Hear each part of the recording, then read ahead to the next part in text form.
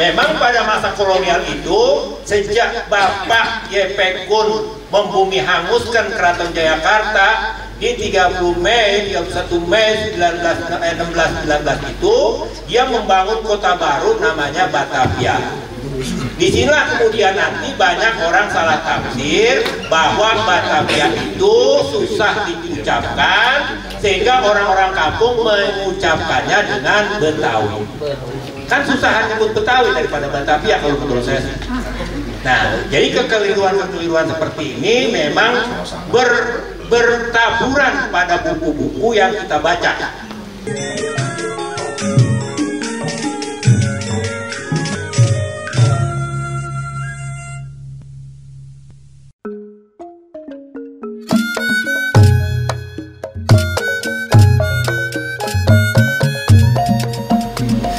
Ke pasar Mester beli rantang, pulangnya sambil berlenggak-lenggok. Artinya kami ucapkan selamat datang di acara ngulik budaya Betawi-nyo. Tepuk tangan untuk kita semua. Assalamualaikum warahmatullahi wabarakatuh. Waalaikumsalam warahmatullahi wabarakatuh. Petir bukan sembarang petir. Petir menyambar di rumah si Lulu. Cakep bener nih yang udah hadir. Nyok, kita tepuk tangan dulu. Luar biasa sekali antusiasnya untuk hadir dan untuk ngobrol-ngobrol di Lembaga Kebudayaan Betawi. Oke. Acara ini berlandaskan dari keinginan kami nih Bang, dari anak muda yang peduli terhadap isu budaya Betawi, khususnya di sosial media. Daripada itu, dengan sukarela kami juga membuatkan kegiatan-kegiatan positif. Hal ini didukung karena keinginan kita untuk melestarikan budaya Betawi. Oke. Ini acara ngobrol santai, tapi isinya berat, jadi harus perlu disimak-simak dengan baik. Soal tentang sejarah, budaya, dan identitas kita sebagai Betawi. Kagak afdol ya kalau kagak perkenalkan diri ya. Perkenalkan, nama saya Oval Pangestu dari Jakarta Timur, yang bakal nemenin kalian semua ngobrol seru-seru di Lembaga Kebudayaan Betawi bersama narasumber kita yang beken bener hari ini. Oke. Nah, temanya hari ini yaitu Betawi dan 500 tahun Jakarta. Pas banget ya kan sama momen peringatan 5 abad kota Jakarta tercipta. Kita bakalin ngomong hal-hal yang bakalan pleset ini ya. Bakalan ngomong hal-hal yang kadang suka luput. Gimana posisi Betawi dalam sejarah panjang Jakarta dan kenapa penting banget untuk merawat identitas budaya Betawi. Oke, selanjutnya nih, sekarang saatnya kita sambut narasumber hebat kita. Beliau adalah budayawan, penulis, praktisi, sohibul hikayat, wakil Lembaga Kebudayaan Betawi, pemerhati sejarah, budayawan Betawi, dan juga aktif banget mengangkat isu-isu Betawian di Jakarta, yang telah memperoleh penghargaan. 1. Penghargaan Kebudayaan Penelitian Kebudayaan Betawi HUT Kota Jakarta 485 tahun 2012, Anugerah Kebudayaan Bidang Pelestari Kementerian Pendidikan dan Kebudayaan Republik Indonesia tahun 2015, dan memiliki karya buku yaitu Jantung Pertumbuhan dan Perkembangan di tahun 2017, Jampe Sayur Asem kumpulan puisi di tahun 2017, Cerita dari Dapur kumpulan puisi 2020. Bersama saya di samping kiri saya Abang Yahya Andi Saputra. Oke, baik, terima kasih nih Abang udah nyempetin hadir datang di tengah-tengah kita nih. Bang, penasaran banget nih dengan isu-isu Jakarta atau Betawi yang saat ini gitu. Bagaimana Abang bisa menanggapi? Langsung saja, waktu dan tempat kami persilakan ke Bang Yahya.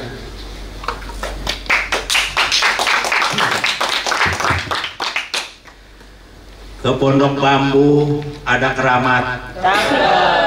Keramat tua pakai kelambu. Adik-adik abangku semua yang terhormat, salam sehat dan sejahtera selalu. Assalamualaikum warahmatullahi wabarakatuh. Innal hamdalillah nahmaduhu wa nasta'inuhu wa nastaghfiruh wa na'udzu billahi min syururi anfusina wa sayyiati a'malina may yahdihillahu fala mudhillalah wa may yudlil fala hadiyalah. Rabbi shrah li sadri wa yassir li amri wahlul 'uqdatam min lisani yafqahu qawli. Rabbi zidni ilma warzuqni fahma walhiqni bis-shalihin. La in syakartum la azidannakum wa la in kafartum inna azabi la syadid. Pakai campi-campi dong. Itu Bang. Adik-adikku yang tercinta, wabil khusus abang daku Bang Haji Imron Hasbullah sebagai Sekretaris Umum Lembaga Kebudayaan Betawi, Bang Rudi Haryanto sebagai orang yang paling sibuk di gedung ini, Bang Edi yang memang dia meskipun jarang-jarang datang tapi kehadirannya selalu dikangenin oleh ruangan ini. Siapa lagi nih? Bang Gois Maghribi yang memang dia menjadi juru kunci, salah satu juru kunci. Nah, dari zaman dulu sejak ditetapin Lembaga Kebudayaan Betawi itu, ini sebenarnya juga menjadi salah satu rumah bagi aktivis kebudayaan Betawi pada umumnya. Memang sejak tahun 1975-76 itu kebanyakan yang datang adalah budayawan, kemudian seniman, kemudian aktivis-aktivis lain, dan juga plat merah.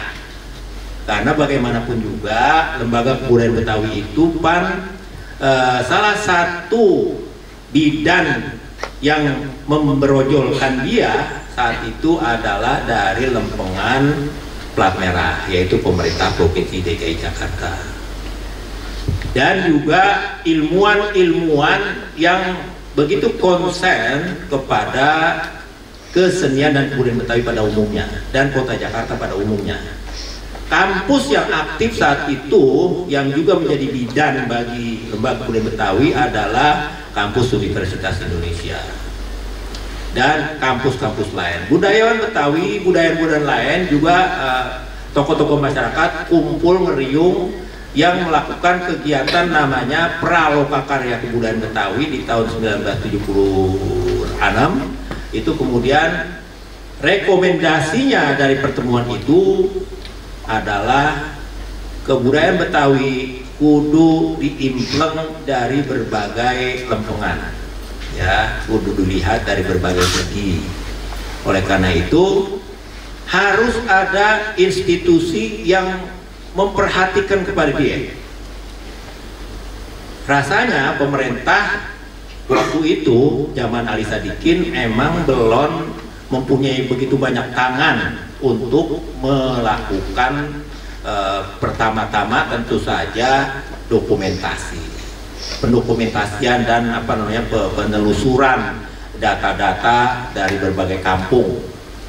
Ayo silakan deh, adindaku semua yang baru datang, silakan maju aja, Cak, suruh maju teman-teman ini, sini lagi, maju sini. Maju aja. Nah. Kamu depan sini aja, sini, kursi sini nih.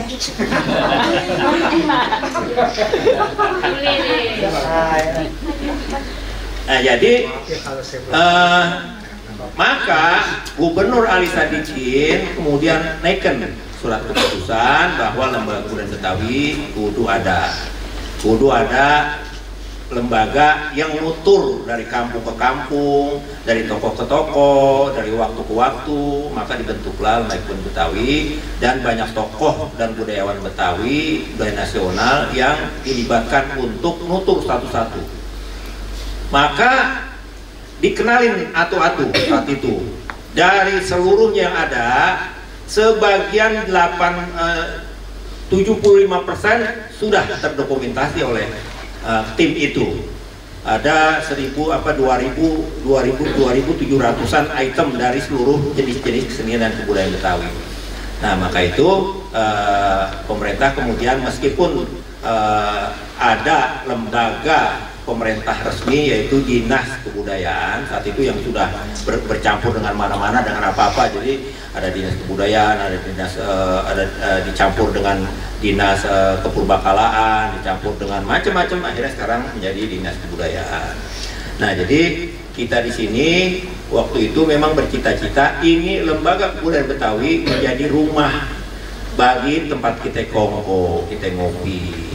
Nah, maka itu ini saudara-saudara itu sebetulnya yang berminat pada kesenian Betawi dan kebudayaan Betawi pada umumnya, adik-adik semuanya ini sebenarnya adalah pulang dari asrama ke rumahnya sendiri-sendiri, ke rumahnya masing-masing. Apa itu rumahnya? Itu rumah di sini, rumah kita. Karena salah satu tanda atau penanda dari identitas kita itu adalah nanti bagaimana kita menampilkannya di dalam perilaku kita sehari-hari. Saya pernah diskusi apa sih identitas. Mereka bilang kemudian, wah identitas itu agama ya, katanya begitu. Saya bilang agama itu adalah jadi identitas yang utama kita itu adalah keetnisan, ya. Keetnis kenapa? Karena saya atau saudara-saudara atau yang saudara-saudara lain yang beragama Islam mungkin dia sekali waktu kepleset hidupnya sehingga dia nggak lagi menjadi Islam. Tapi kalau orang dari mana-mana, lo mau agama apa, lo mau di mana tinggalnya, kalau dia kemudian kembali kepada jati dirinya, kepada identitasnya, maka dia akan mengakui bahwa dia asalnya dari etnis tertentu yang itulah identitas dia yang sebenarnya. Ya. Nah, kalau sekarang kita, maka selamat datang kepada semuanya. Jadi jangan nungguin kita bikin kegiatan. Kita sejak lama kita sudah membiasakan memang ada ngaji budaya. Kita sebut ngaji budaya itu setiap Yaumil Khamis. Karena kenapa kita ambil hari Kamis? Karena kita sambil kongko habis maghrib, kita kemudian di sini langsung tahlilan. Tahlilan, kita kasih doa-doa kepada para pendahulu kita, seniman-seniman Betawi yang sudah meninggal, saudara kita yang meninggal, kita bacakan doa dan segala macam untuk tujuan-tujuan kebaikan kita yang bermasalah segala macam. Kita ambil hari Kamis sampai kepada beduk Isya, kita sembahyang jamaah, langsung baru kita pada pulang. Biasanya kita begitu. Dan kegiatan kita kemarin memang keselak sama Bapak Kopit, sehingga Bapak Kopit itu yang meskipun ada Bapak Kopit tapi juga kita bikin ruang pertemuan virtual, jadi sering kita menyelenggarakan kegiatan melalui Zoom gitu ya. Nah, yang tema kita dari si Aca itu pengen membicarakan bagaimana Jakarta. Kalau dari lempengan kita melihat lokasinya secara umur, tentu saja dia sudah bisa berumur 10.000 tahun, 5.000 tahun, 1.000 tahun, 750 tahun, 500 tahun, sampai kepada 70 yang terakhir itu 75 tahun ya kira-kira. Jadi kita yang namanya Jakarta itu secara lokalitas itu bisa umurnya begitu bervariasi. Tinggallah nanti kemudian proses sejarah yang melibatkan politik, ekonomi, dan lain-lain yang mempengaruhi keputusan-keputusan atau kebijakan-kebijakan sehingga penetapan sesuatu itu berdasarkan kepada itu. Nah, Jadi kalau kita jalanin, kita punya ini, jalanin aja. Kita kepengen engkau itu, wahai anak-anak muda, jangan terbuai dengan dikatakan Jakarta itu sebagai kota literasi. Karena ternyata literasi dipahami secara keliru, cuman baca tulis. Literasi itu macam-macam. Nah, salah satu dari dukungan literasi itu kita kudu baca. Nah, untuk memahami sejarah Jakarta dan perkembangannya, bacalah kitab ini. Jadi teman-teman yang sering ke perpustakaan, sering apa segala macam, baca kitab ini. Ada bukunya ya. Ini sejarah Jawa Barat itu yang diterbitkan oleh pemerintah Provinsi Jawa Barat. Kemudian kawan kita mempunyai penerbitan Padasan menerbitkan ulang menjadi buku seperti ini. Ada 4 jilid ya, sejarah Jawa Barat. Kemudian untuk mengetahui lagi peradaban kita ini sudah cukup tua, maka kita perlu baca buku yang ditulis oleh Hasan Jafar. Beliau ini adalah dosen arkeologi di Universitas Indonesia, sekarang udah pensiun ya, udah tua betul. Dan dia menulis ini, dia meneliti ini dari tahun 70-an tentang kompleks percandaian Batu Jaya. Di mana ini kompleks percandaian Batu Jaya, maka kiranya nanti bulan depan kita adain keliling situs sih Bang. Ya. Cak ya. Keliling situs ini nggak mahal kok. Dulu kita emang rada ribet karena itu jalannya, tapi sekarang udah keren. Pemerintah udah turun tangan di percandaian Batu Jaya ini, di Batu Jaya itu, dan kita bisa memulai perjalanan titik nol kita dari situ ya. Nah, ini 2 buku yang mesti kita baca. Ini banyak buku-buku lain. Kenapa saya menganjurkan untuk baca buku ini, terutama sejarah Jawa Barat itu, karena memang bagian awal dari sejarah kita itu belum di-cover oleh buku-buku resmi yang diterbitkan oleh pemerintah. Sejarah Nasional Indonesia yang 8 jilid itu sekarang udah jadi berapa jilid itu, yang kemudian direvisi terus, juga masih ada ruang kosong yang belum menarasikan awal sejarah di abad kedua atau abad ketiga Masehi. Nah, buku ini Sejarah Jawa Barat itu menarasikan sejarah dari abad ketiga, tahun 100 abad ketiga ya, tahun 130 Masehi itu. Di sini disebutkan ada satu kerajaan tertua, yaitu yang namanya Salakanegara. Jadi yang namanya Jakarta, dia berproses dengan penyebutan nama-namanya. Dulu sebutannya dengan satu kata, yaitu bandar. Bandar bisa dimaknai sebagai kota, bandar bisa dimaknai sebagai aktivitas berjual beli, yaitu pasar. Bandar juga dapat dimaknai sebagai satu titik dimulainya sesuatu.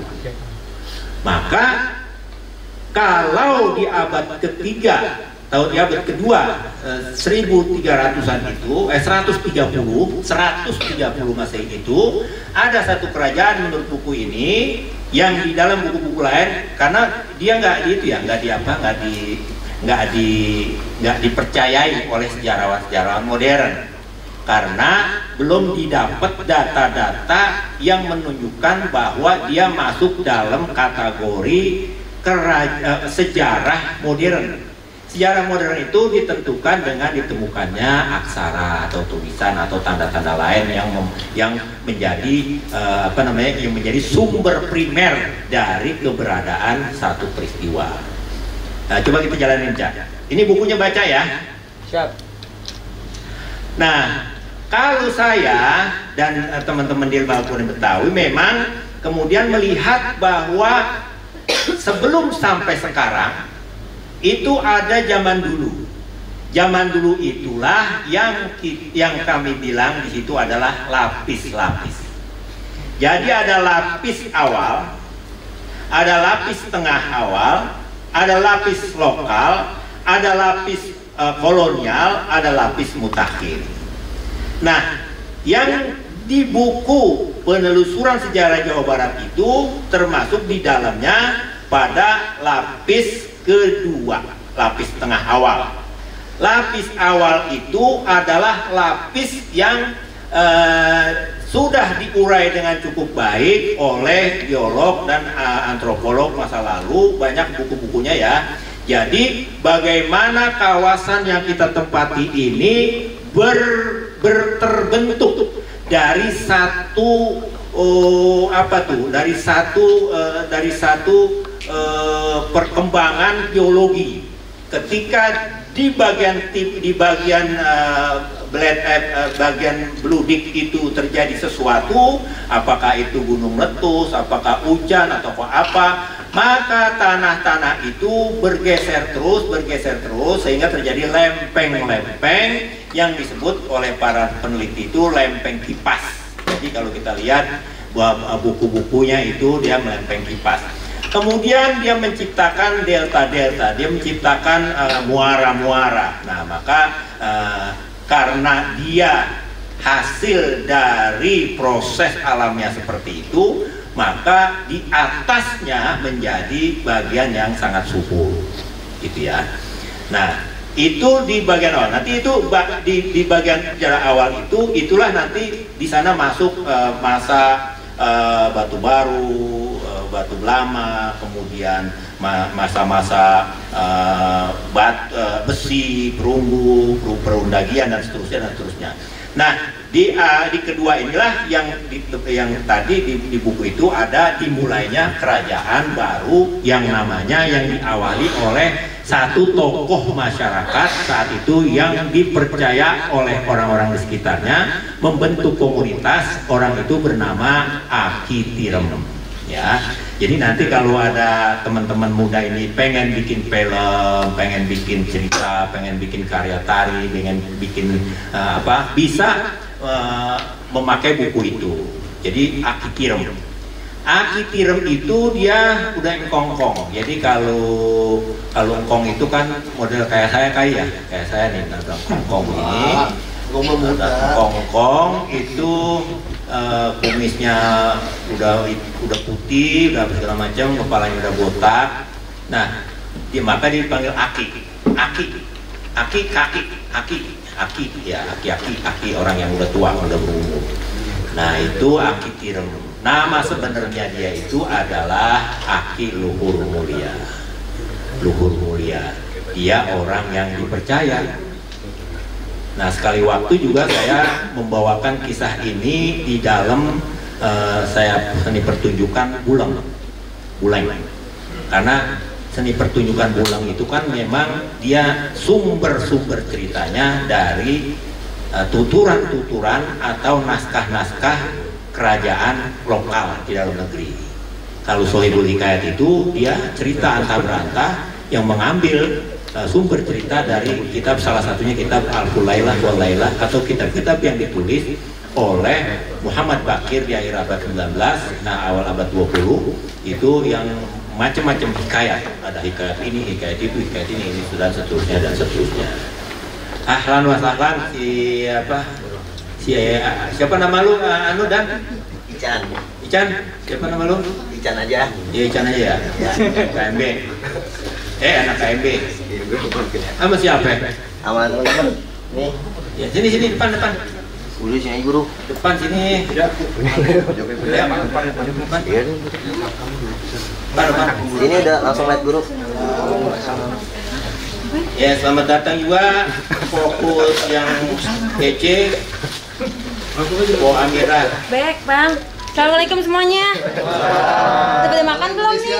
Udah, Amira. Sehat ya, Bang? Keluar semua. Udah pada makan belum ini? Belum. Oh, pada puasa ya? Yang ditunggu-tunggu akhirnya datang. Emang siapa? Gubernur? Bukan? Kenapa nih Bang? Ya berhubung yang ditunggu udah datang, maka dari saya cukup ya. Udah dong, kan tandanya yang buka langsung itu lanjutin, saya juga pengen dengar urusannya. Ayo Bang lanjut, Mama disuruh nih.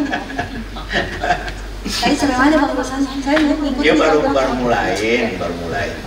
Jadi begitu. Ini ruang komplit yang di dalam penulisan atau historiografi nasional kita itu masih kosong. Jadi cerita tentang Salaka Negara itu di dalam buku-buku kita masih kosong. Teman-teman dari Banten misalnya juga suka protes kepada kita. Dia bilang kerajaan Salaka Negara itu bukan di Betawi, dia adanya di Banten. Nah, saya sih bilang ya silakan aja, karena berdasarkan fakta-fakta primer atau data-data primer yang ada silakan aja, nggak apa-apa. Tapi kan saya berdasarkan buku yang tadi saya tunjukkan kepada teman-teman semua, ya begitu. Coba Cak, jalanin lagi Cak. Nah ini lapis-lapis begini ya. Jadi wujud peradaban dari lapis awal itu sebetulnya cikal bakal. Dia sudah ada. Penyebutan nama suku memang belum ada, tetapi orang-orang yang di situ pada masa kemudian oleh para ahli disebut sebagai masyarakat cikal bakal atau proto, gitu ya. Ya nama Betawi itu belum ada, belum dikenal. Jauh nanti seudahnya berabad-abad, maka baru orang kemudian menyebut ada Betawi. Tapi pada masa itu disebut manusia yang menduduki kawasan ini yang dipimpin oleh yang dalam buku itu Akitirem, maka namanya manusia cikal bakal. Cikal bakal manusia yang mendiami kawasan Jawa Barat bagian utara, yaitu proto manusia Melayu Betawi. Nah, lapis tengah awal abad kedua itu dimulai ketika tadi Akitirem. Kemudian dia ketika Akitirem kerajaannya namanya Salaka Negara dengan dia punya raja namanya Dewa Negara, Dewa Warman, itu memudar. Kenapa dia memudar? Karena di pihak lain muncul pesaingnya yang lebih dipercaya, lebih komplit infrastrukturnya, lebih dijaya ilmu pengetahuannya, yaitu Kerajaan Tarumanegara. Ya, Kerajaan Tarumanegara memudar juga pengaruhnya, kemudian masuk pengaruh lain yaitu Kerajaan Sriwijaya di abad ke-8, 7 ke-8. Pada abad inilah karena peradaban Sriwijaya itu sangat kuat kemelayuannya, maka kawasan sini menjadi peradaban bawahan yang mengadopsi kebiasaan-kebiasaan Melayu. Meskipun para petinggi, elit-elitnya pada saat itu ya regen, bupati, kemudian raja-raja, permaisuri masih berkomunikasi menggunakan bahasa Sanskerta dengan huruf Pallawa, tetapi akar rumput yang disebut proto itu dia sudah biasa melakukan komunikasi dengan cara-cara dan kebiasaan-kebiasaan masyarakat yang akhirnya dia ditandai dengan kebiasaan-kebiasaan Melayu. Maka sejak abad itu masyarakat sini yang kemudian namanya Betawi itu berperadaban, dan peradaban itu salah satu ditandai dengan mereka berkomunikasi. Apa komunikasinya? Yaitu dengan bahasa Melayu. Nanti buku-bukunya ada nih, juga perlu dibaca oleh adik-adik semuanya ya. Kemudian lapis tengah itu kerajaan Pejajaran berkuasa. Bangsa Eropa di sini kemudian melotot matanya. Muncul kekuatan dari Portugis, muncul kekuatan dari Inggris, muncul kekuatan dari Belanda. Maka Portugis dengan kerajaan Sunda Kelapa itu melakukan kesepakatan dagang dan keamanan. Maka dia taken kesepakatan itu antara kerajaan Sunda Pajajaran dengan kerajaan Portugis. Nah, nanti timbul problem, pihak ini merasa tersinggung, pihak ini keberatan, pihak ini keberatan, akhirnya konflik. Maka ketika si Bandar Salakan Negara, Bandar Taruman Negara, bandar terusnya, ketika bandar itu dikuasai oleh kerajaan Sunda Pajajaran, namanya menjadi Bandar Sunda Kelapa. Ya, Bandar Sunda Kelapa. Kemudian karena rasa kecewa kekuatan-kekuatan lain di Jawa, saat itu kerajaan-kerajaan Islam sudah muncul, kekuatan Trunojoyo kemudian tersinggung melihat begitu harmonisnya Eropa, terutama Portugis dengan kerajaan Sunda yang menguasai kawasan pelabuhan Sunda Kelapa itu. Akhirnya dia kecewa, dia mengutus Bapak Fathahillah. Bapak Fathahillah berhasil merebut kawasan itu dan menggantilah nama dari bandar itu, menetapkan namanya menjadi Jayakarta. Ya, jadi nanti ada kutub-kutub segala macam tuh. Nah, kemudian lapis tengah kolonial ini nih, di lapis tengah kolonial inilah yang kemudian membikin banyak persilangan ini, dan memang pada masa inilah yang paling kuat persilangan itu, dan persilangan itu ada sampai sekarang dalam berbagai bentuk ekspresinya, dalam kesenian, dalam ini dan seterusnya. Dan lapis mutakhir tentu saja sudah kemerdekaan. Jadi coba lanjutin lagi. Dan kelima tuh. Nah ini tadi mana? Nah ini Percandian Batu Jaya. Ini di Batu Jaya, Kerawang Selatan. Tadi saya udah usulin kepada Aca, nanti dia akan ngadain tur historis, tur sejarah. Jadi salah satu titik nol dari sejarah kita adalah di sini. Batu Jaya. Kerawang Barat. Jadi bolehlah sini kapan kapan besok. Isan jadi ketua San. Siap. Iya, nanti diatur. Wah, dia jadi gua jalan-jalan. Jalan-jalan cuma bawa mobil doang, Cak. Sama nyiapin makan udah beres. Ini percandian abad yang awal-awal. Iya, awal abad. Nah, dia berproses dari abad kelima sebelum Masehi sampai kepada konon, sampai kepada kerajaan Tarumanegara. Ini kalau cara sekarang itu, si percandian ini itu pesantren, karena di Candi Jiwa ini Candi Jiwa nih, itu tempat para resi buka kitab, cara kita aja buka kitab kuning, dia ngajar di situ, tapi tentu saja cara hidup dan budaya. Makanya kalau kita sono zaman lebaran orang Cina, orang-orang itu pada datang sini nih, ramai sini ya.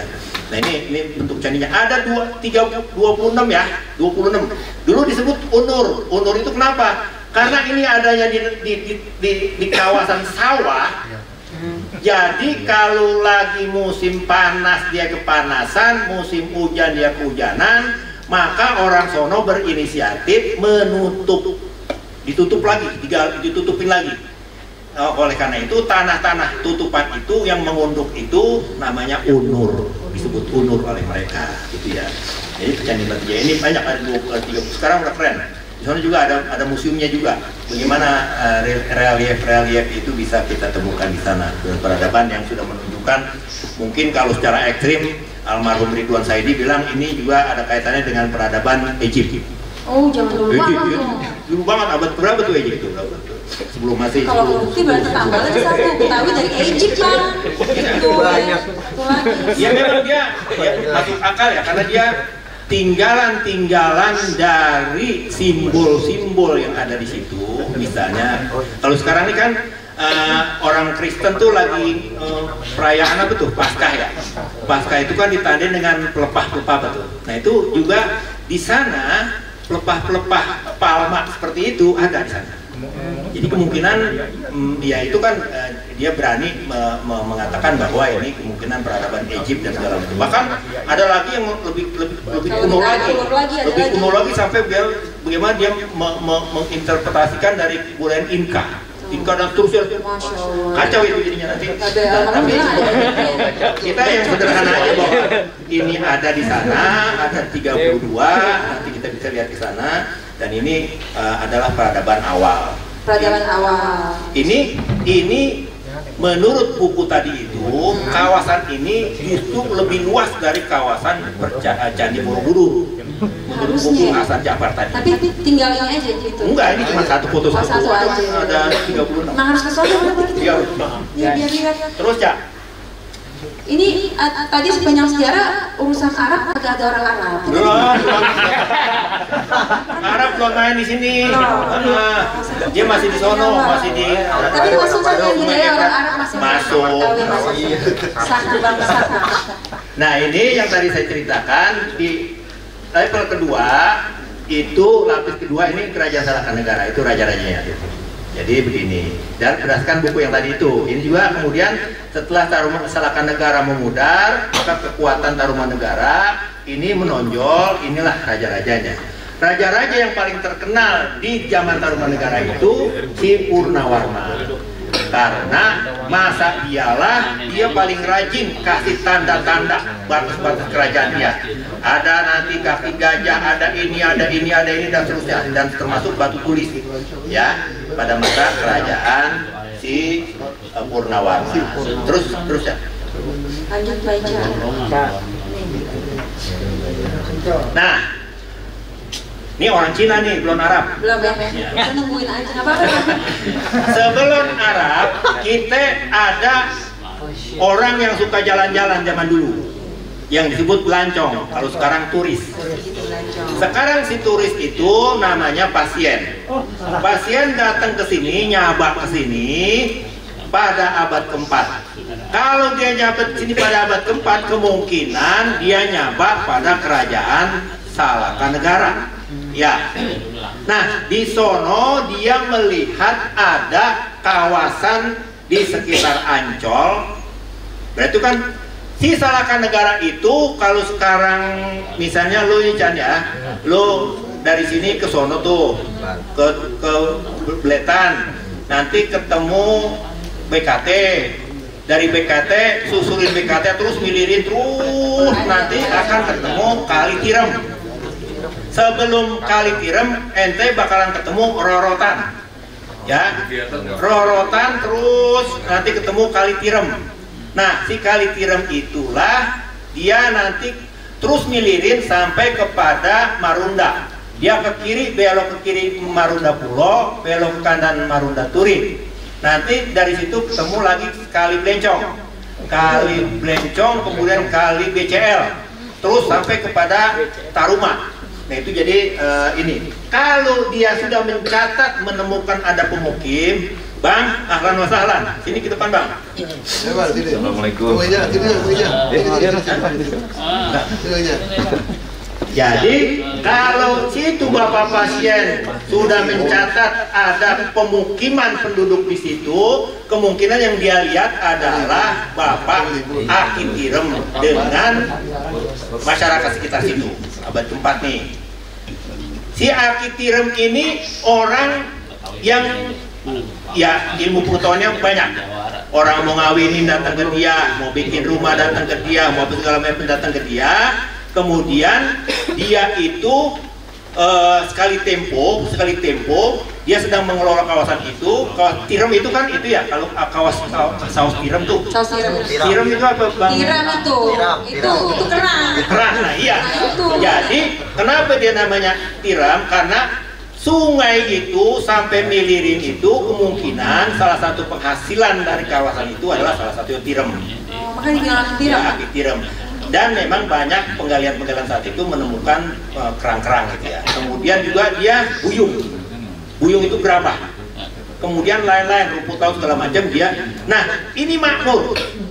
Kawasan ini makmur karena kemakmurannya banyak orang-orang yang melotot matanya dan berhati jahat. Siapa dia? Dialah yang kita sebut di dalam film-film itu namanya bajak laut. Koruptor. Koruptor belum main di sini. Koruptor itu dia masa jayanya koruptor itu di sini pada abad ke-18 19. Baru masuk tuh. Masa jaya. Masa jaya, tapi udah dari dulu namanya bajak laut tuh sama koruptor kan? Iya, kan kalau bajak laut kan dia merampas, kalau koruptor kan dia merampas juga. Jadi si bajak laut itu, yang namanya bajak laut itu, dia nyatronin kawasan laut. Karena Akitirem yang dia katanya menguasai ilmu main pukulan itu ilmu silat. Itu dia kewalahan. Dia kemudian mengundang anak-anak muda dari utara. Tidak disebutin dari utaranya itu kampungnya kampung Ape.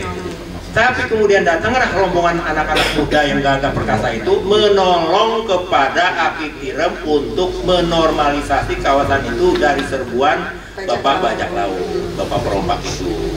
Bapak perompak itu kemudian atas bantuan dari anak-anak muda itu kapok datang situ. Lalu datang timpe sampai dia makmur lagi. Punya pikir, ini Bapak Akitirem karena dia punya anak perawan, cakepnya kayak lu Kalimir. Ya emang sendiri dari Marunda. Akitirem nggak Arab. Kalau kan? Akitirem belum Arab. Siapa tuh anak pungut mah. Jadi Akitirem ini punya anak perawan.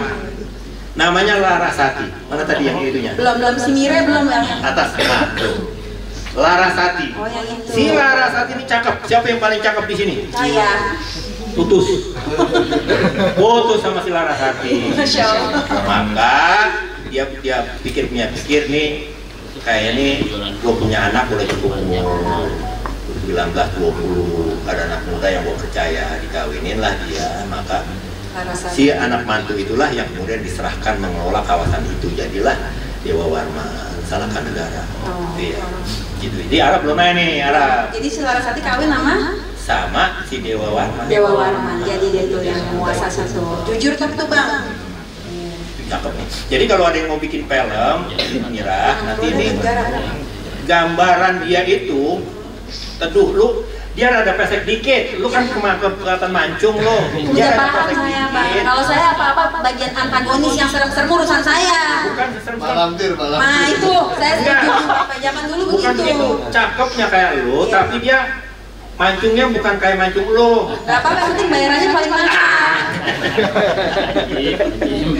Tuh, jadi gitu, Terus gimana?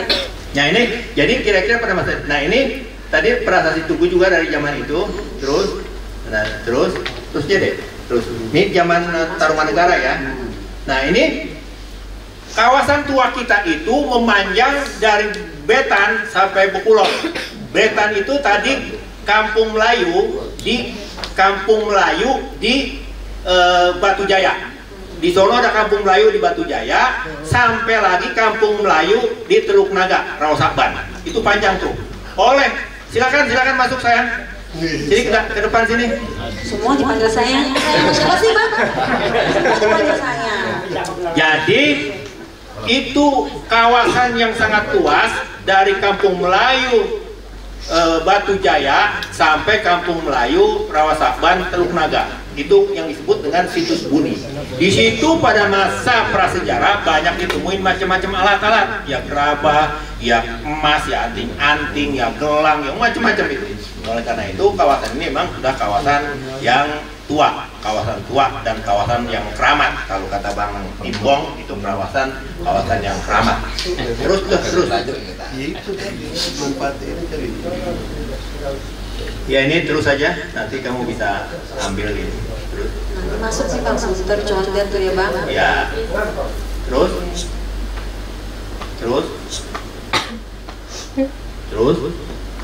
Nah ini yang saya ceritain tadi, hal ihwal Melayu di sini bisa menjadi Melayu, hal ihwalnya kamu bisa baca buku ini, ya.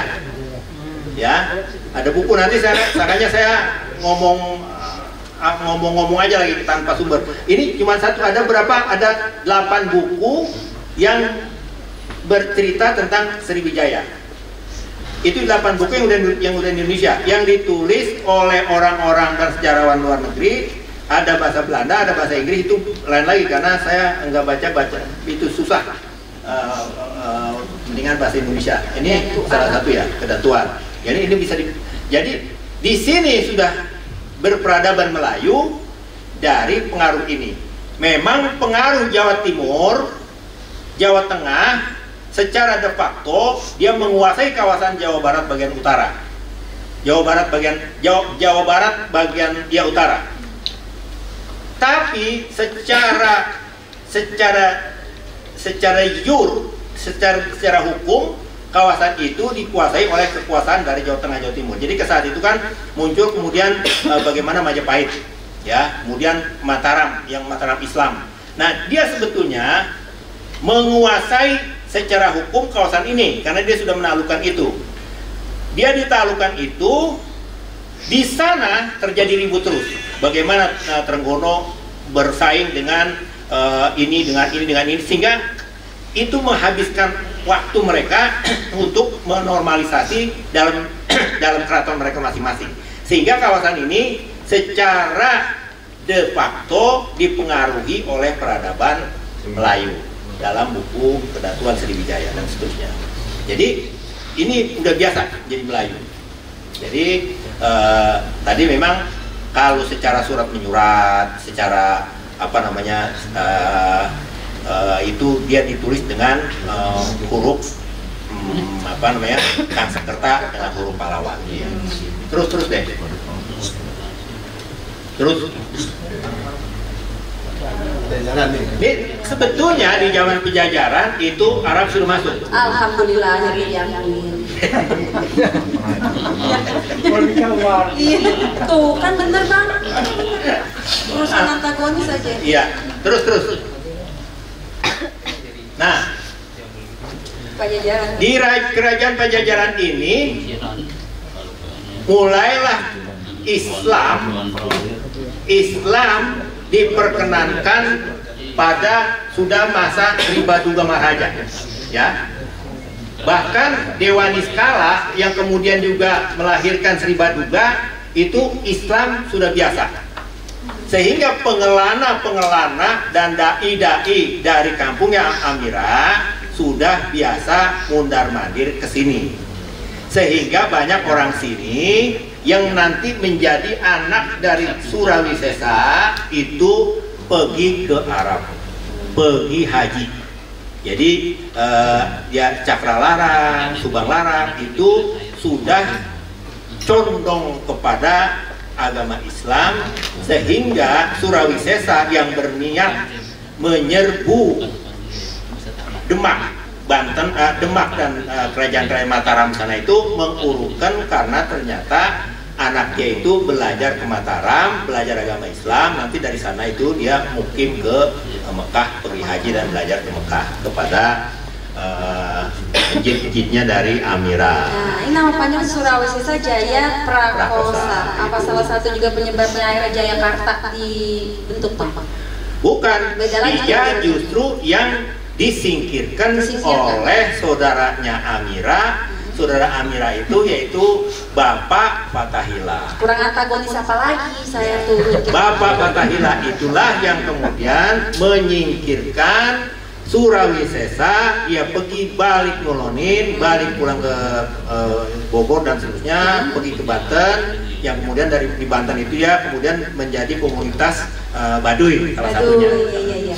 Nah di sini Bapak Fathahillah kemudian mendirikan Keraton Jayakarta. Jayakarta di 22 Juni 15 27 19 baru banget.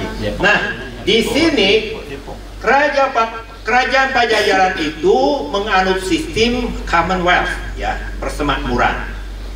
Oleh karena itu, di sini ada kerajaan Betawi yang namanya Kerajaan Tanjung Jaya. Si kerajaan Tanjung Jaya itu rajanya adalah permaisuri dari Surawisesa yang namanya Kiranawati. Jadi ini memang penggalian itu karena kalau saudara-saudara adik-adik itu rajin ke kampung-kampung, terutama nanti dari sini kita pergi ke Jakarta Selatan, kita menyusuri kampung namanya Tanjung Barat. Di Tanjung Barat itu ada komplek namanya Komplek Perumahan Saco. Saco. Jakarta Selatan. Jakarta Selatan. Tanjung Barat. Tanjung Barat. Masuklah kita ke Komplek Perumahan Saco Indah itu, nanti ada kampung namanya Kampung Muara. Di dalam perumahan ada kampung? Di dalam itu ada Kampung Muara. Nggak usah masuk dah. Kalau kita dari rumahnya Amira, dari Condet itu terus mau ke Pasar Minggu, nanti ada ketemu halte Kampung Muara dalam. Ada. Tuh, haltenya dari halte udah Kampung Muara. Nah, di Kampung Muara itulah konon berdiri kerajaan Tanjung Jaya. Yang ratunya adalah, pemimpinnya adalah Kiranawati. Kiranawati ini adalah permaisuri yang dihadiahi perdikan kawasan yang dijadikan istana. Istana itu karena dibangun dari bahan-bahan kayu, dia nggak tahan lama. Ahli arkeologi datengin itu tempat, nyatronin itu tempat, yang dia duga sebagai salah satu peninggalan adalah sumur. Kalau kayunya udah nggak ada sama sekali, sumur. Nah, pada saat itulah si kerajaan Tanjung Jaya ada seorang pandai cerdik pandai yang diserahkan untuk mengelola kawasan pelabuhan Sunda Kelapa. Dari orang kepercayaan Kiranawati yang merupakan istri dari Surawisesa. Si Kiranawati itu punya orang kepercayaan. Orang kepercayaan ini karena kerajaan ini disuruh mengelola pelabuhan Sunda Kelapa, maka si Kiranawati memerintahkan seseorang laki-laki yang gagah seperti abang kita nih itu untuk mengelola kawasan pelabuhan Sunda Kelapa, yang tugasnya ada kapal datang dicatat, kapal pergi data, dia nurunin apa aja, dia catat semuanya tuh. Nah, catat. Dalam cerita rakyat, bapak yang gagah dan jago silat itu namanya disebut Wak Item. Wak Item. Kenapa dia Wak Item? Karena katanya dia senantiasa pakai baju pangsi, sebagaimana baju pangsi yang dipakai oleh Bang Haji Imbong, itu baju pangsi warnanya hitam dengan golok kepanjang. Katanya golok kepanjang itu suka nyengser tuh. Ada rodanya. Di ujung itu ini kan pakai roda kanan nyengser. Iya, saking panjangnya. Jadi kalau di apa namanya di soreng di sini itu bunyi dia karena ada rodanya. Kata mobil. Nah, dialah yang dalam cerita rakyat mempunyai penerjemah bahasa. Ada paling nggak 6 bahasa, dari bahasa Arab, bahasa Cina, bahasa Belanda, bahasa Perancis, bahasa Inggris. Orang inilah yang membantu mengkomunikasikan apa saja. Lu kapal dari mana? Dicatat. Nah, dia. Nah, inilah yang di dalam data penandatanganan kesepakatan antara Portugis dengan Pajajaran itu namanya sah bandar. Baru mau nanya. Dari situ sudah sah bandar. Oh, iya. Sah bandar Wak Item. Karena di dalam tanda tangan padrau dan surat-surat yang ditekan itu dia tanda tangannya gitu doang. Wow. Berarti boleh marahin kalau saya salah, biarnya saya mungkin salah paham gitu. Berarti yang namanya Syah Bandar, itu di era kepemimpinannya seorang perempuan nih Bang, ya, Kiranawati. Berarti zaman sejarahnya kita Betawi ada pemimpin perempuan yang itu kerajaannya? di Kiranawati. Wih, saya belum pernah dengar. Kiranawati itu dia menjadi murid pesantren Kuro.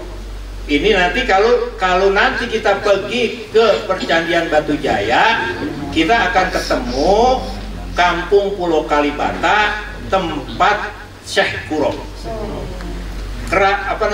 Pesantren pertama di tanah Jawa. Ya, pondok pertama itu kalau kita sono nanti ada makam Quran ya, terus kemudian ada Syekh Kuro. Syekh Kuro itu ketika Surawisesa memerintahkan untuk membumi hanguskan itu kegiatan, dia dengar ada seorang perempuan yang lagi ngaji, kata cerita rakyat. Jadi mungkin kalau dia tuh terpengaruh dengan tapi dia terpengaruh dengan bacaan kali ya. Bacaan Quran itu yang dibaca oleh seorang santri, dan punya usut, si santri itulah yang sedang membaca itu namanya Kiranawati. Maka kebengbat hatinya, maka dia lama jadi bini. Jadi pemimpin. Gitu. Jadi ini di sini perjanjian internasional pertama ya antara kerajaan sini dengan kerajaan dari Portugis. Awal dari situ, Pak. Itu. Nah, karena terjadi perjanjian itu, kerajaan-kerajaan Islam marah. Ini kan kawasan nggak boleh dikuasai oleh pihak-pihak tertentu saja. Ini kawasan bebas. Maka dia mengutus saudaranya Amir Al-Katsiri untuk menyerbu Sunda Kelapa dan mengganti namanya menjadi Jayakarta. Oh, Babel Fatahillah. Ya, Babel Fatahillah. Tuh. Terus deh. Nah ini yang ditandatangani oleh Waitem. Ya, itu Padrau. Sebelahnya Padrau. Amat Bang, tantangannya banyak banget. Iya, itu kan dia. Nanti banyak tuh yang tandatanganin tuh. Jadi tahun 1521. Ya, 1521. Udah kertas sudah ada tuh Bang ya? Ya ada. Nah, ini disimpan di di museum di kota. Nanti kita sono ya Mir ya. Fatahillah, museum sejarah Jakarta. Sono di Portugal. Hah, di Portugal? Orang punya kita di sini kenapa dibawa ke sono? Enggak, ini data ini, tanda tangan ini kan kerja sama. Dapatnya ketemu di sana. Oh. Kita ke sono nanti bareng-bareng. Boleh ke Portugal ya? Lagi kumpul di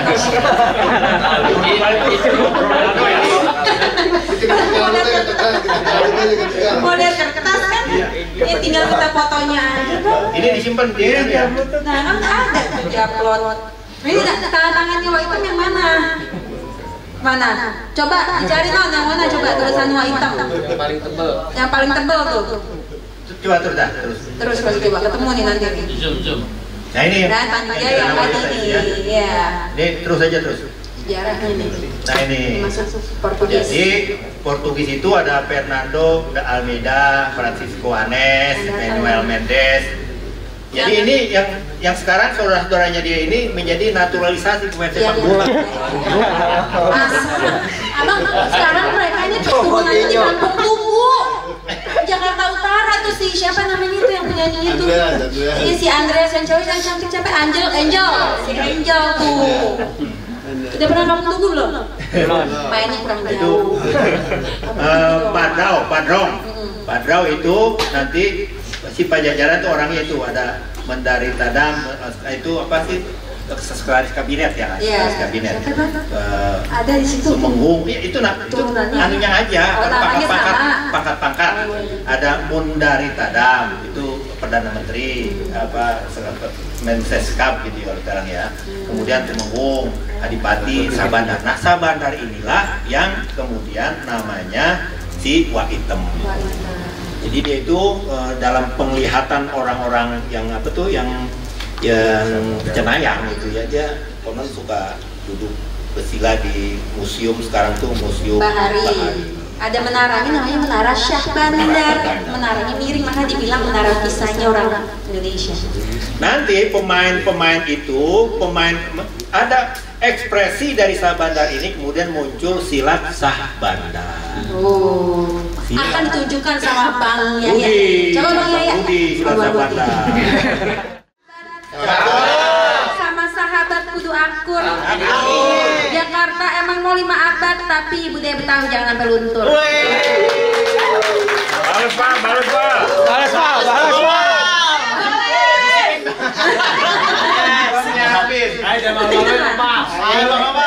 Udah minta keringet dingin. Jadi kita karena sudah ke pending istirahat, kita lanjutin kepada Bang Yaya. Kami persilakan. Lah pantunnya mana? Nah, itu dia tuh. Ya, kita lanjutin ya.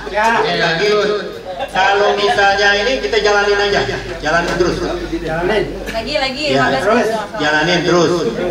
Terus. Nah, gambar apa? Ini juga perlu dibaca ya, buku ini ya, sumber-sumber asli sejarah Jakarta. Terus,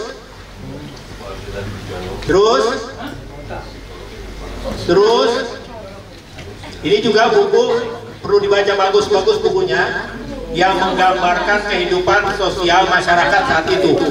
Bagaimana orang Belanda Indo kalau ngomong turut-turut dia. Mungkin kita yang sekarang ini merasa terperangah ya dengan bagaimana bahasa umpatan mereka itu lebih dahsyat dari zaman sekarang. Ya, buku ini salah satunya juga ada. Dan buku lain seperti 400 tahun dan juga 250 tahun ya Batavia. Terus. Lanjut. Terus. Ini sebenarnya sejarah masuknya Ya, Belanda ya Bang? nah ini Batavia, Erik Niemeyer ini juga itu yang tadi saya bilang bagaimana interaksi masyarakat di sini. Pada saat inilah memang kemudian nanti konfigurasi masyarakat di sini itu ada si Betawi itu dalam konfigurasinya ada Betawi, ada konfigurasinya itu ada Betawi bangsa Cine, bangsa Amira, bangsa Bombay, bangsa Kite. Si Betawi bangsa kita itu nanti yang si Jawa, si Sunda, si Melayu, si ini tuh masuk menjadi Betawi bangsa kita. Bangsa Bombay nanti komunitasnya banyak nanti memang di Pasar Baru. Ada si Malik tuh. Ya, Mas Bombay. Nanti ekspresi dari kulinernya akan ketahuan juga. Memang pada masa kolonial itu sejak Bapak Y.P. Kun membumi hanguskan Keraton Jayakarta di 30 Mei 31 Mei 1619 itu dia membangun kota baru namanya Batavia. Di sinilah kemudian nanti banyak orang salah tafsir bahwa Batavia itu susah diucapkan sehingga orang-orang kampung mengucapkannya dengan Betawi.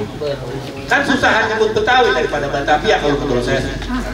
Nah, jadi kekeliruan-kekeliruan seperti ini memang bertaburan pada buku-buku yang kita baca. Buku macam lah. Jadi di negeri Betawi kadang-kadang itu disebutin di kota Batavia, di kota Betawi. Padahal si Batavia itu metamorfosa dari sebuah tempat yang namanya bandar. Yang tadi sejak abad kedua ya kita ceritain. Ada Bandar Salaka, Bandar Taruma, Bandar Sunda Kelapa, kemudian Bandar Jayakarta, kemudian Bandar Batavia.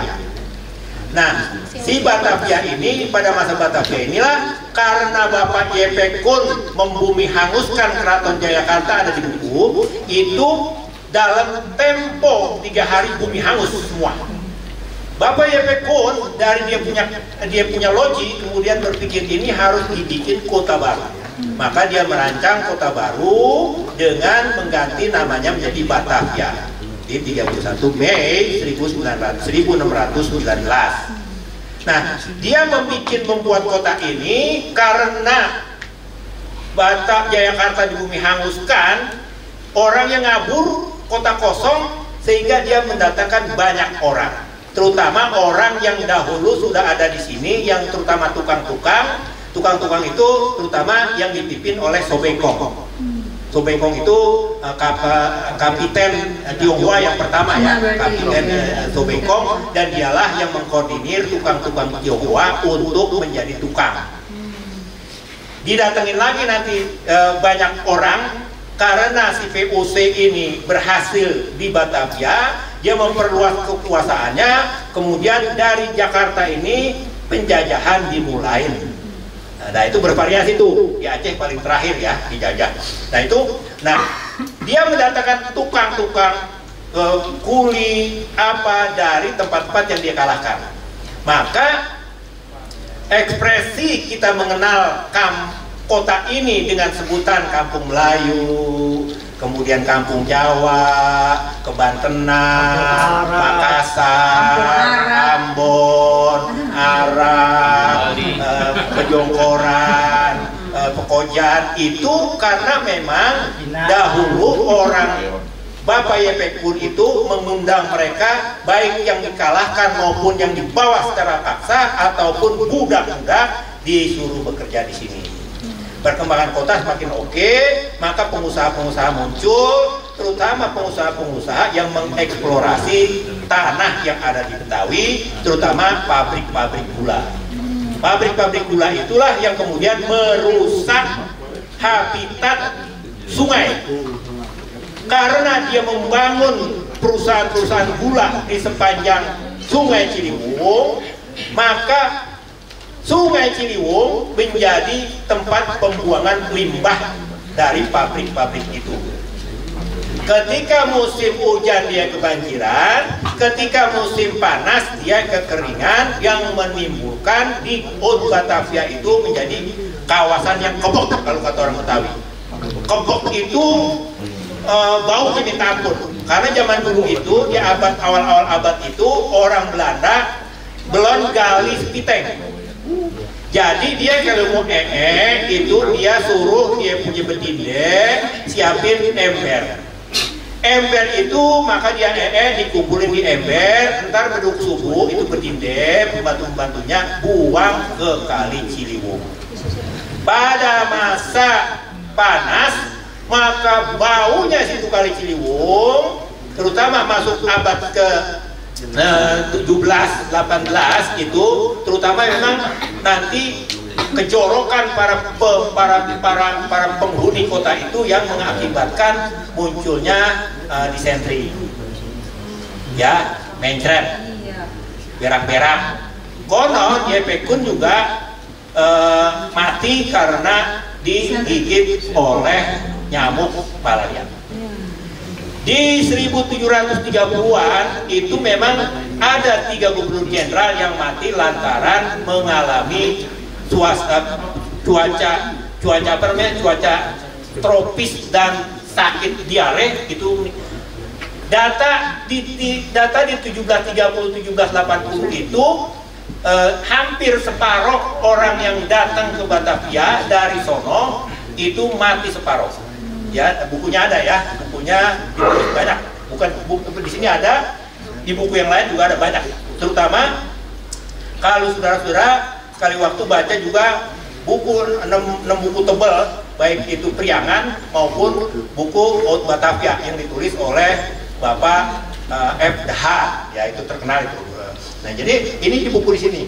Nah, kemudian ekspresi pada masa kolonial itu memang kemudian lebih memperkaya Betawi.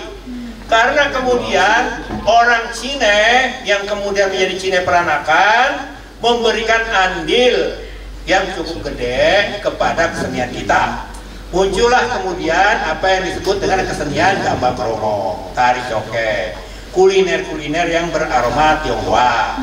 Dari saudara-saudara kita Amira pun muncul pengaruh-pengaruh besar dari kuliner, dari ritus, dari kesenian. Dari Eropa juga muncul kesenian bagaimana Tanjidor muncul, pakaian-pakaian pengantin dan seterusnya dan seterusnya. Jadi itu makin kaya. Kekayaan kita ini persilangannya bukan hanya terjadi kepada lokal Eropa, lokal Timur, lokal. Si lokal itu yang sudah lama ngendon di sini, misalnya Assalamualaikum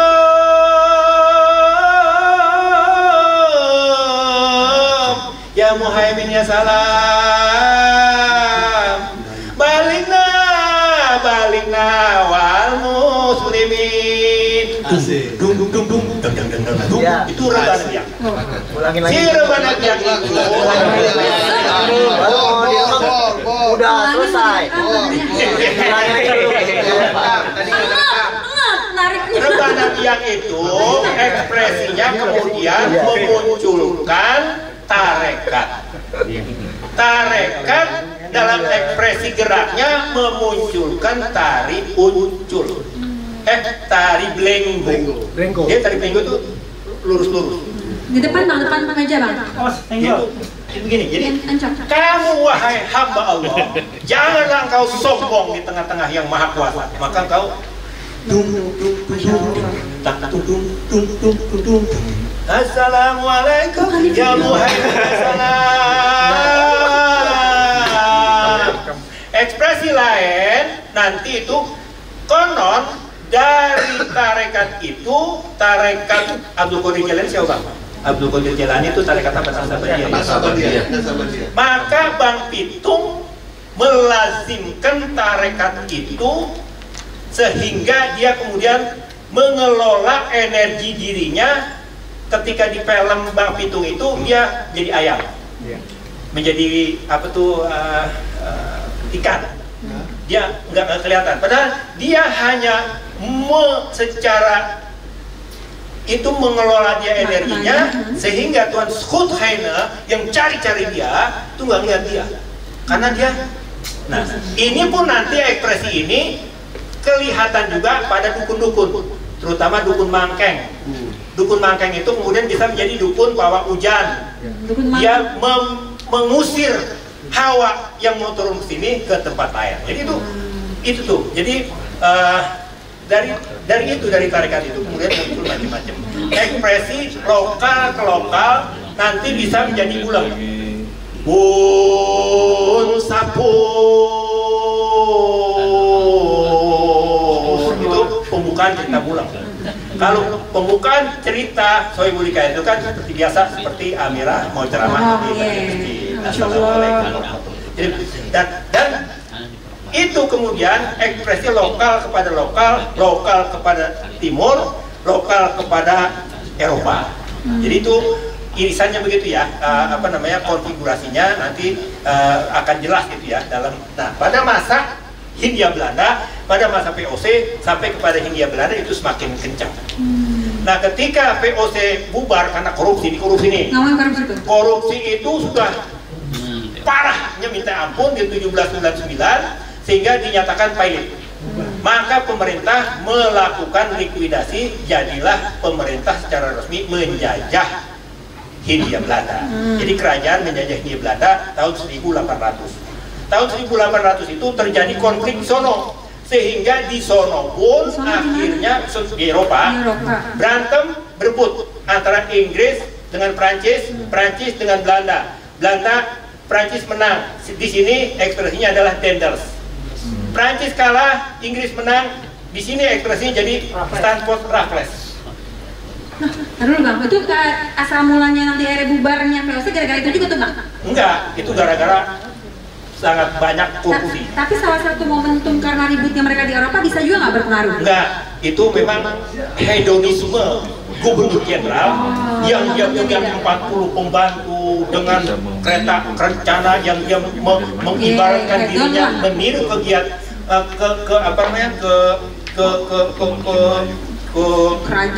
kerajaan Jawa itu dia pakai kereta kencana, pakai itulah yang mengakibatkan bubar itu.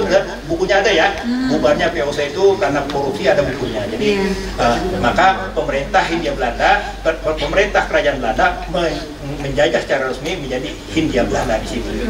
Dia kalah di 45, bahkan Jepang yang kemudian 3,5 tahun itu yang semakin menjadi perih orang-orang Betawi, semakin perih karena untuk kawin saja dia nggak punya kain atau baju. Orang banyak produsen pada kerja itu yang mati nggak bisa dikuburin secara besi, cuma ditutupin sama daun pisang. Itu pada masa ini Belanda, pada masa Jepang.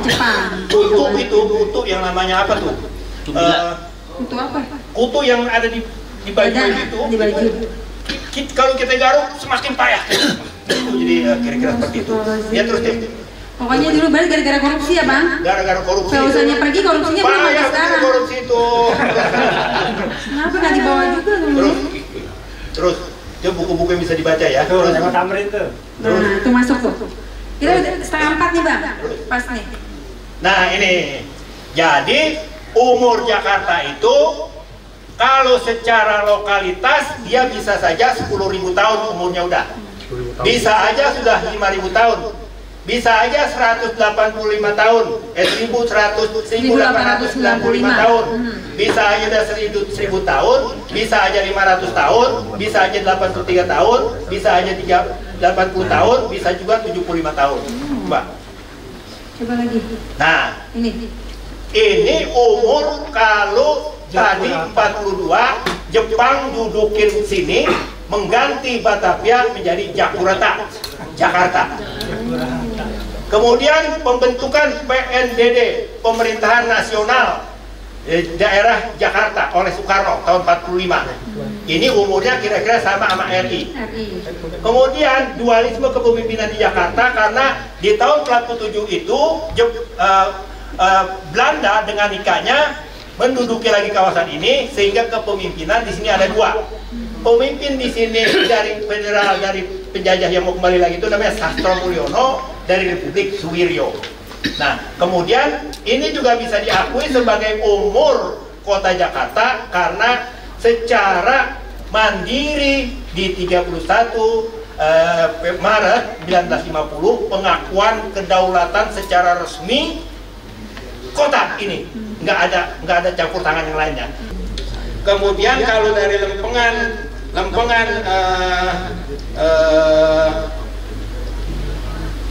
Batavia ditransliterasi oleh sejarawan masa itu dengan Betawi. Dahulu itu bahasa Jawi, ya, bahasa Jawi, Melayu. Kalau dalam pesantren itu Arab Gundul. Arab Gundul itu bahasa Melayu dalam aksara Arab.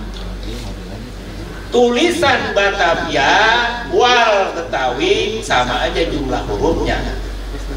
Nah, sejarawan yang berpihak kepada kolonial, maka dia katakan Batavia itu orang kampung susah nyebutnya, jadi orang kampung nyebut Betawi.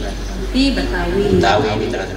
Tapi beberapa orang menyebutkan bahwa Betawi itu sebetulnya nama Puunan.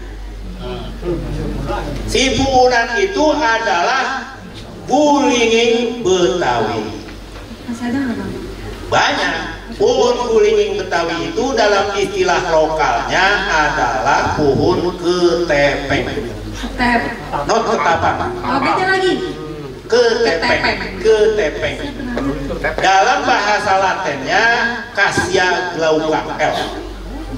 Itu ada dalam buku Plankundig van Nederland Indi. Ya, dalam buku kamus ya, buku kamus tumbuh-tumbuhan Plankundig van Nederland India, diterbitkan tahun 1888. Pohon ketepeng. Ya, Bu. Ini pohonnya. Ketepeng itu berkuning itu karena kembangnya yang kuning itu, kemudian si kuning itu menjadi salah satu warna dasar yang dipercaya oleh orang Betawi. Si kuning itu adalah warna kemuliaan. Jadi kalau saudara-saudara adik-adik pupuk dari sini pulang, kemudian nanti ketemu ada orang nancelepin bendera dengan warna kuning, maka ada hamba Allah yang kembali kepada kemuliaan kehadiran Allah Subhanahu wa Ta'ala. Dia apa nama yang kaitannya Betawi bang? Bulinging Betawi, ketepeng, Cassia glauca L.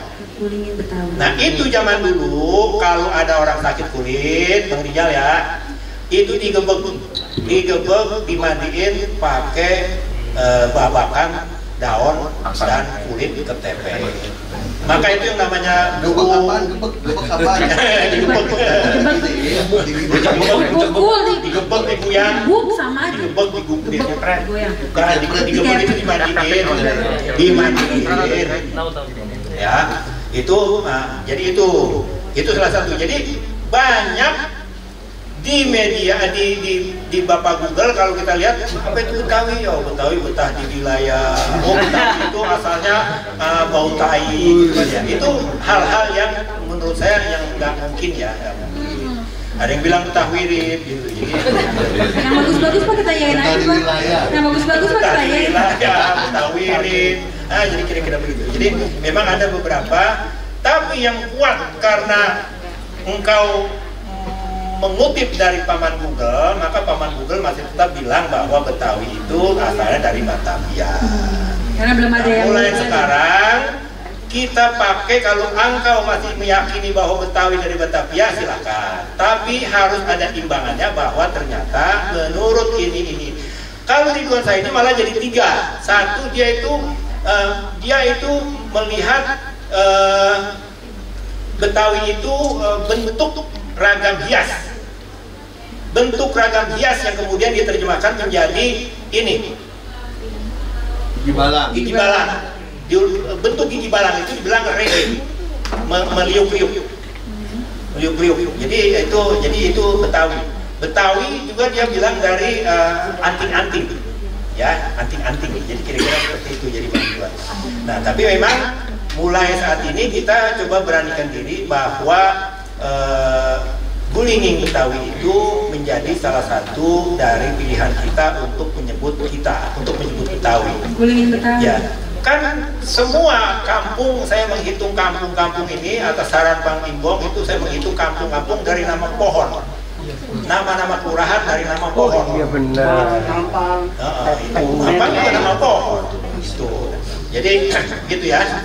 Nah, jadi Bang Ian memang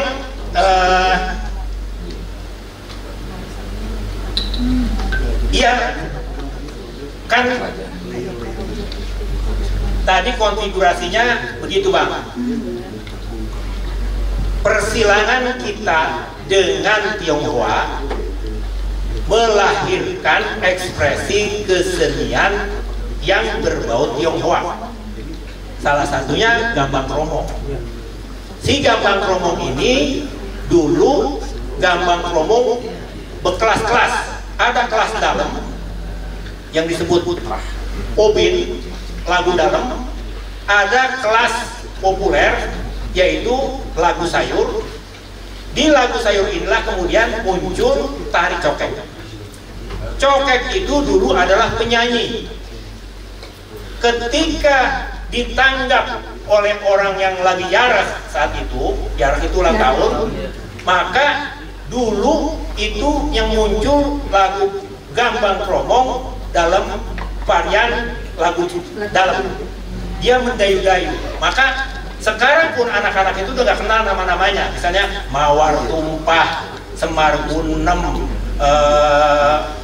Keramat Karem, itu lagunya mendayu-dayu dan memang asik betul pada saat kita diundang makan malam, pada saat ulang tahun, pada saat ini dia menyanyi. Varian lagu populer yang disebut lagu sayur itu kemudian karena memang toke-toke yang mempunyai grup itu menganjurkan coba diekspresikan lagi lebih dinamik. Maka muncul lagu Persi, lagu Persi Istanbul yang lebih dinamik. Karena dinamikanya itulah dengan kendang itu maka muncul tari cokek.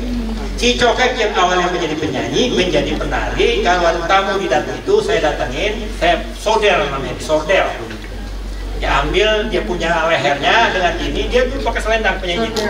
Maka mulai saat itu diderekinlah penyanyi-penyanyi cokek itu 8 orang untuk nanti menyambut tetamu yang kira-kira ingin melepaskan kepenatannya dan dia menari.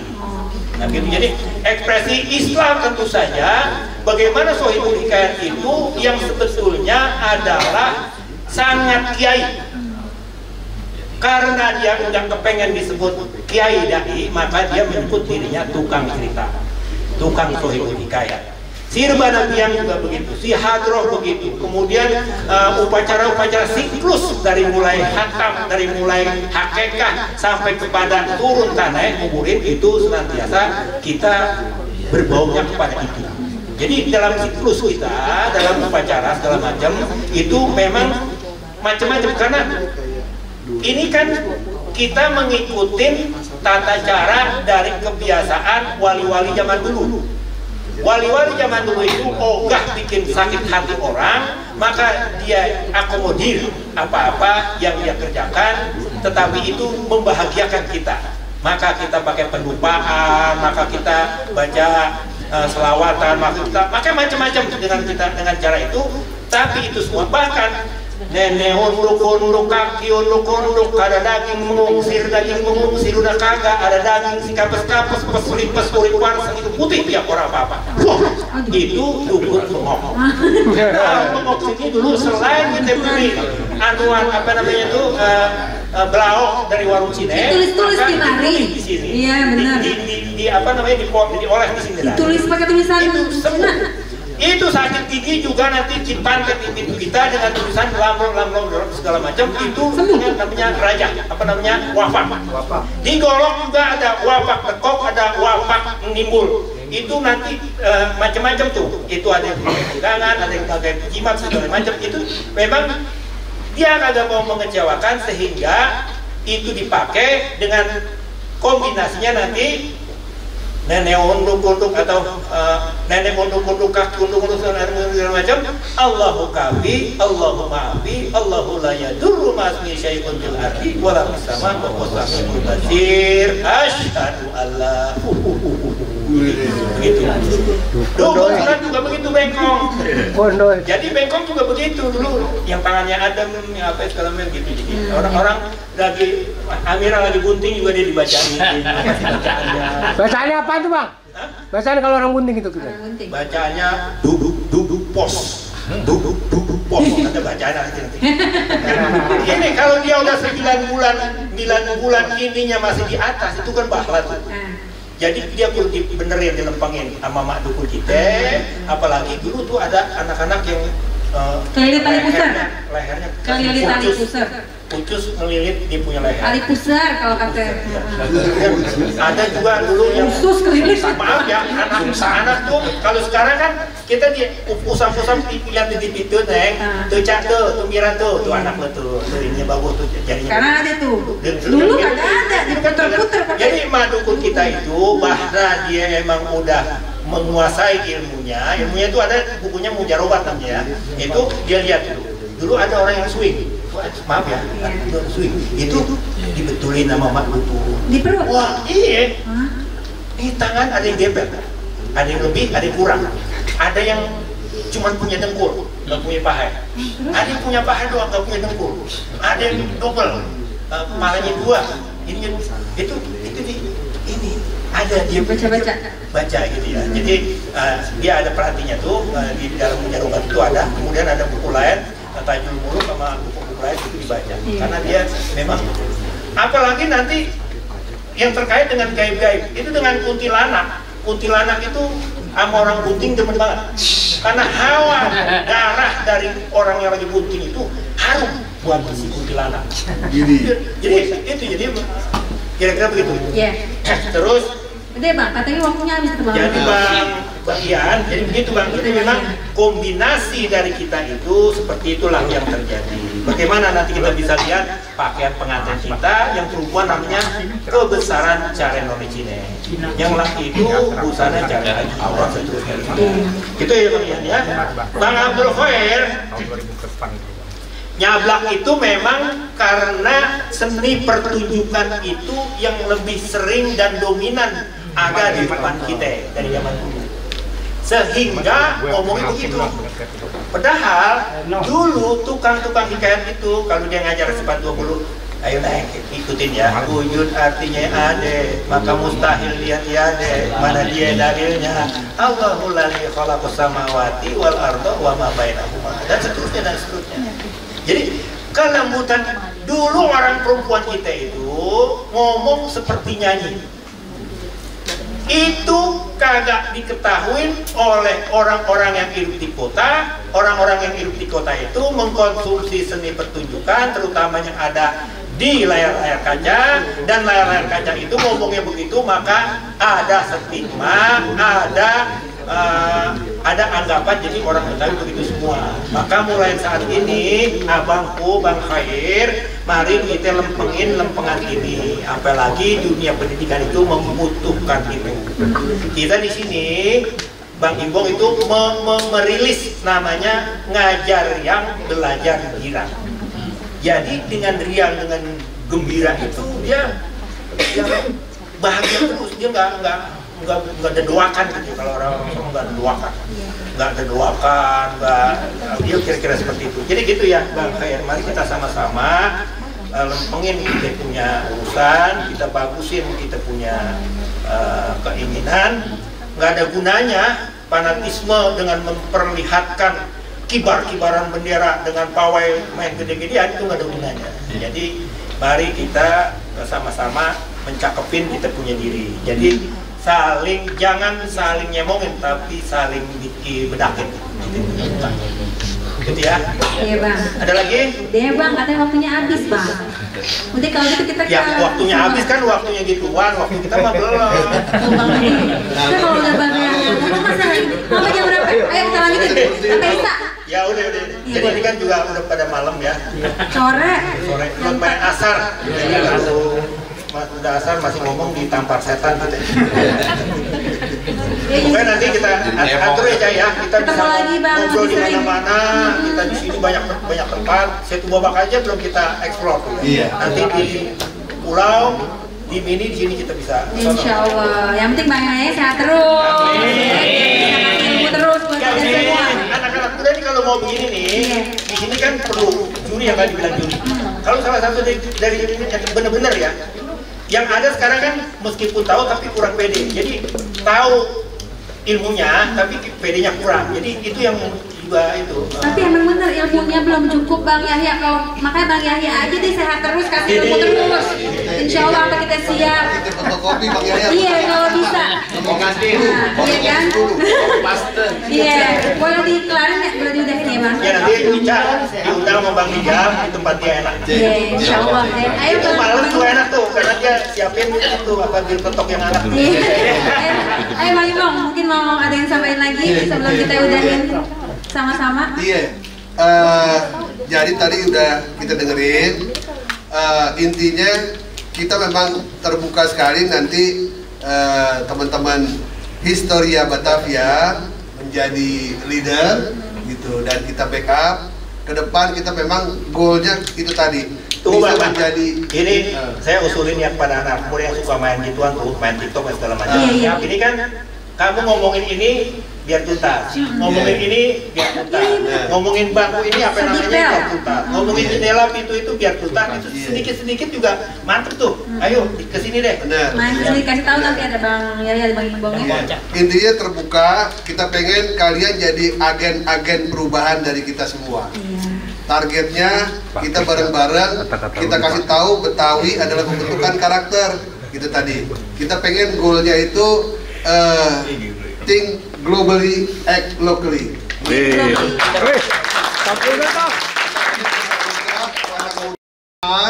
Bukan, tapi kita ajarin silat. Nanti tuh kita ajarin silat, yang perempuan, yang laki kalau mau belajar silat kita ajarin. Tapi juga kita punya main pukul dan main otak juga. Itu ya. Terima kasih. Terima kasih ya Bang, mau sampaikan ya? Oke, luar biasa sekali pembahasan topik kita sudah berjalan mulai dari sejarah, makanan tradisional, budaya dan lain sebagainya. Kami akhiri Pikir ada yang dengan mau. pantun. Ada pantunnya ya. Ayo pantunnya. Ke Villa Pertiwi ngambil cuti. Ngambilnya kudu ngantri. Artinya Budaya Betawi kagak bakalan mati. Lestari kini dan nanti. Kalau saya mah kalau sama yang babe-babe abang-abang kita mah saya nggak berani ngomong. Tapi kita nih yang muda-muda yang belasan tahun ya. Diharapin nanti sesi selanjutnya lebih ramai. Kalau kurang dari sini ada pantunnya. Iya, itu Paling enak tumis sayur sawi. Boleh juga tumis kailan. Artinya Yang kagak mau belajar sejarah Betawi, saya doain semua bisulan. Pokoknya datang lagi. kalau perlu kita nambah. Tadi keresahannya Bang Iksan, keresahan juga kita yang cinta sama budaya Betawi. Semoga nanti dari sini nih tokoh kelontong pada muncul semuanya. Kayak Bang Iksan yang sering nyambah ke rumahnya Bang Haji Yahya. Nah kalau kita yang nyambah nih kata istrinya Bang Haji Yahya, ngapain lu kemarin? Jadi gitu. Kalau Bang Iksan nggak udah apa sama dia. Jadi ya kita sering ke LKB aja. TikToknya yang udah jutaan yang mana? Sudah? Yang udah puluhan ribuan, bener kata Bang Yahya. Dari pohon ini aja nih, dari kembang kelapa aja kita bahas di TikTok. Dari biji bawang, dari yang lainnya Bang ya, semuanya kita bisa bahas. Itu salah satu kontribusi kita yang masih muda-muda belasan tahun ini gitu, biar bisa ngembangin budaya Betawi. Apalagi bentar lagi mau 5 abad nih, jangan sampai udah global tapi tetap lokalan kita hilang. Kalau kata Abang tadi gimana bahasa kerennya Bang? Think globally, act locally. Ya, terima kasih. Jangan lupa subscribe YouTube LKB. Nah, udah belum? Disulang kalau kata. Makasih ya Bang. Ya makasih banyak Bang. Foto dulu nggak semuanya? Foto yuk, kita ke depan semua yuk.